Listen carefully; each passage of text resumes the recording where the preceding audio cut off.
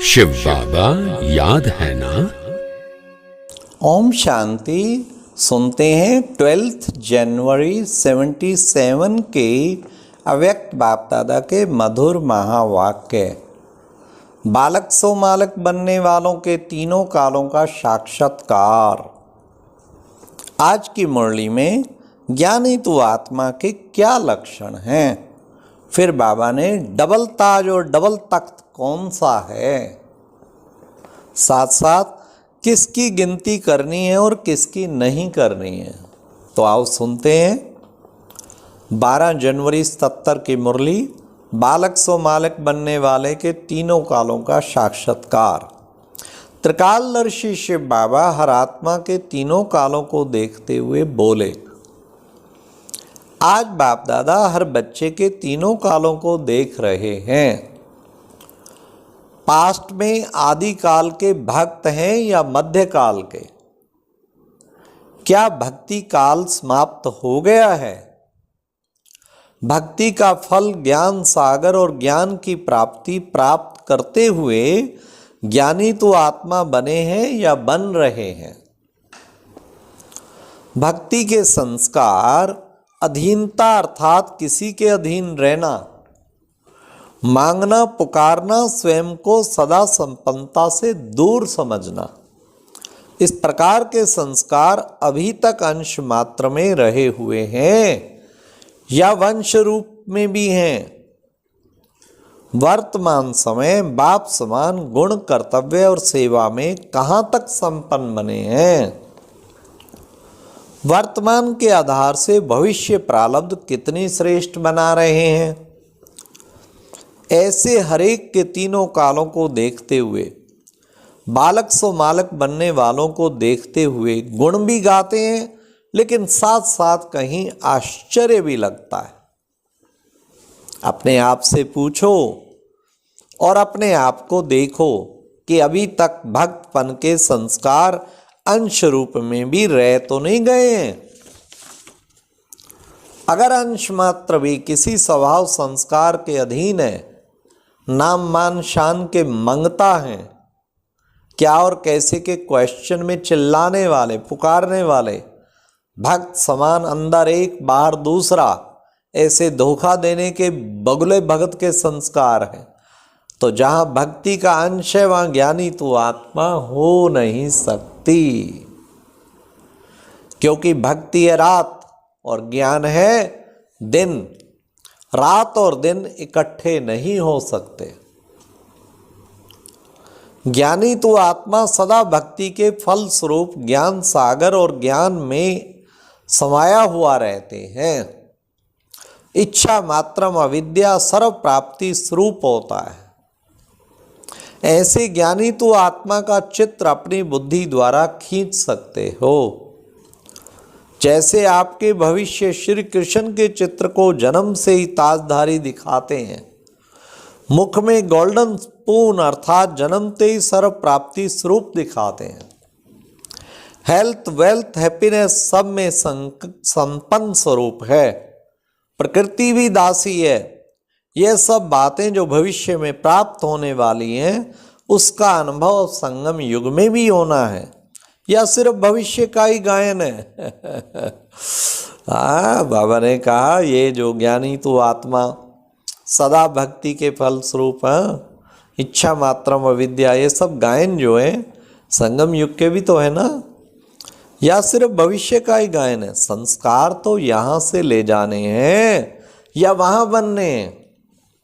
त्रिकालदर्शी की स्टेज अभी है या भविष्य में? सन्मुख बाप और वर्षी की प्राप्ति अभी है अथवा भविष्य में? श्रेष्ठ स्टेज अब है या भविष्य में? अभी श्रेष्ठ है ना। संगम युग के ही अंतिम संपूर्ण स्टेज का चित्र क्या है? चित्र भविष्य चित्र में दिखाते हैं। भविष्य के साथ पहले सर्व प्राप्ति का अनुभव संगम युगी ब्राह्मणों का है। अंतिम स्टेज पर ताज तक तिलकधारी सर्वाधिकारी मूर्त बनते हो। माया जीत प्रकृति जीत बनते हो। सदा साक्षीपन के तख्त नशीन, बाप दादा के दिल तख्त नशीन और विश्व कल्याणकारी की तिलकधारी बाप द्वारा मिली हुई अलौकिक संपत्ति। बड़े ध्यान से सुनना बाबा क्या कह रहे हैं। बाप दादा द्वारा मिली हुई अलौकिक संपत्ति, वो सतयुग में नहीं, वो अभी मिलती है। कौन सी? ज्ञान गुण और शक्तियां इस संपत्ति में संपन्न होते हो। ये भी तो कितना बड़ा वर्षा है। ज्ञान गुण, दिव्य गुण और सर्व शक्तियां, ये अभी बाबा की अलौकिक प्रॉपर्टी तो ये है। एक एक गुण करोड़ों रुपए में भी नहीं मिलता एक एक शक्ति नहीं मिलती तो बाबा कहते कि हम अलौकिक संपत्ति, ज्ञान गुण और शक्तियां इस संपत्ति में संपन्न होते हो। सिंगल ताज भी नहीं, डबल ताजधारी होते हो। जैसे डबल तख्त वो कौन सा? दिल तख्त और साक्षीपन की स्टेज का तख्त है ना। वैसे जिम्मेवारी अर्थात सेवा का ताज और साथ साथ संपूर्ण प्योरिटी लाइट का क्राउन भी होता है।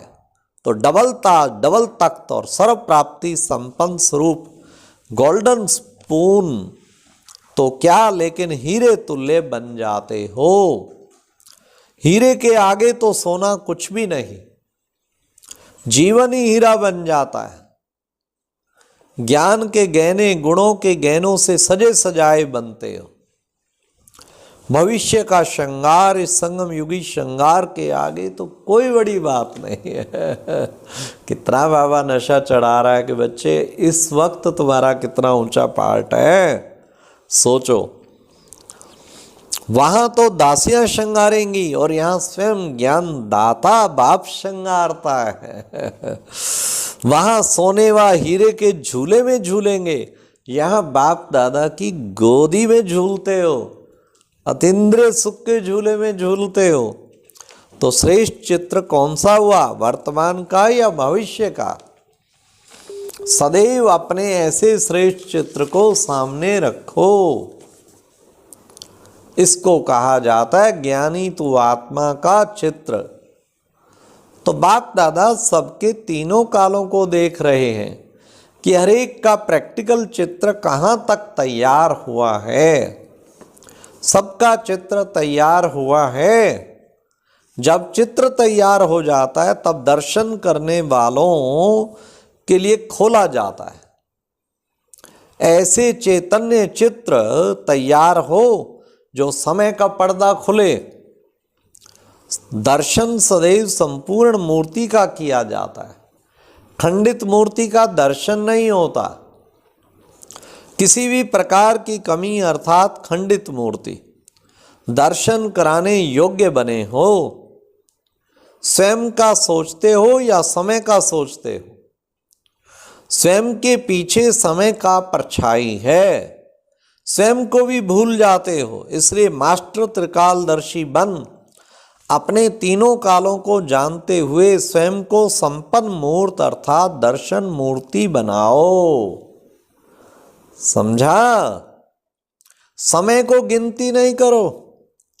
और किस चीज को करो? बड़े ध्यान से सुनना, निरंतर योगी बन जाओगे। क्या? समय को गिनती नहीं करो, बाप के गुणों व स्वयं के गुणों की गिनती करो। वाह वाह वाह वाह योग लगे ना कभी भी ना लगे, बस बाबा के गुण गिनती करने लग जाओ और स्वयं के गुण। स्मृति दिवस तो मनाते रहते हो, लेकिन अब स्मृति स्वरूप दिवस मनाओ। इसी स्मृति दिवस का यादगार शांति स्तंभ, पवित्रता स्तंभ, शक्ति स्तंभ बनाया है। वैसे ही स्वयं को सब बातों का स्तंभ बनाओ जो कोई हिला ना सके। बाप के स्नेह के सिर्फ गीत नहीं गाओ, लेकिन स्वयं बाप समान अव्यक्त स्थिति स्वरूप बन जाओ। तो सब आपके गीत गाएंगे।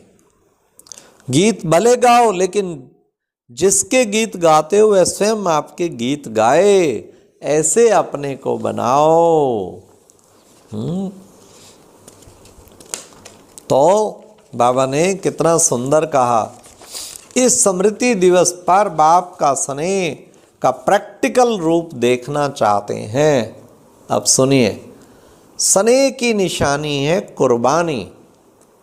जो बाप बच्चों से कुर्बानी चाहते हैं वे सब जानते भी हो ना। प्रैक्टिकल स्वरूप स्वयं की कमजोरियों की कुर्बानी। इस कुर्बानी के मन से गीत गाओ कि बाप के स्नेह में कुर्बान किया। स्नेह के पीछे कुर्बान करने में कोई मुश्किल व असंभव बात भी संभव और सहज अनुभव होती है। आज ही प्लान बनाओ, जो जो कमियां उनको नोट करो, फिर बाबा के प्यार में डूब के बाबा से बात करो, बाबा तेरे प्यार में क्या मैं इनको कुर्बान नहीं कर सकता जो मुझे दुख दे रही हैं। लो बाबा आज कर दिया कुर्बान, आज ही कुर्बानी करो। बाबा की मुरली खाली सुनना नहीं, प्रैक्टिकल अनुभव करना है। तो बाबा ने कहा प्रैक्टिकल स्वरूप स्वयं की कमजोरियों की कुर्बानी। इस कुर्बानी के मन से गीत गाओ कि बाबा के स्नेह में कुर्बान कर दिया।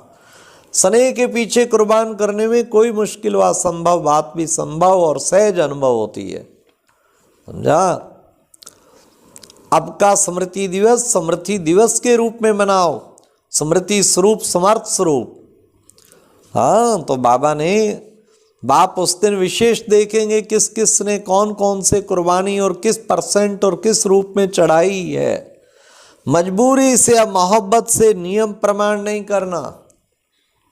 नियम है इसलिए करना ही है, ऐसे मजबूरी से नहीं करना है। दिल के स्नेह का ही स्वीकार होता है। अगर स्वीकार नहीं हुआ तो बेकार हुआ। क्या शब्द बाबा के।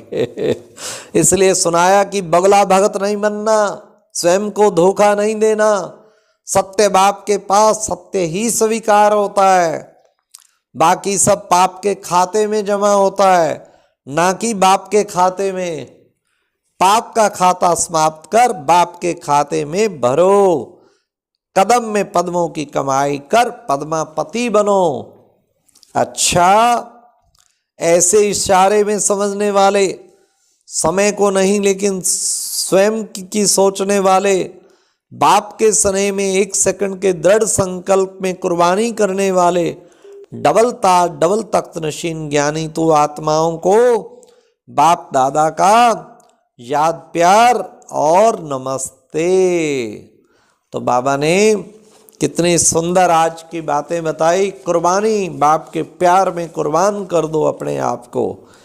और डबल ताज और डबल तख्त, वो भी बाबा कहते जरूर याद रखो। तो आज जरूर अपनी कमजोरियों की लिस्ट बना के बाबा के प्यार में बैठ के योग में बैठेंगे। जब भी बैठे नुमा शाम या अमृत वेले तो बाबा को दिल से कुर्बान कर दें। अच्छा, ओम शांति। और अब यह एक बहुत अच्छी वीडियो भी जरूर देखें।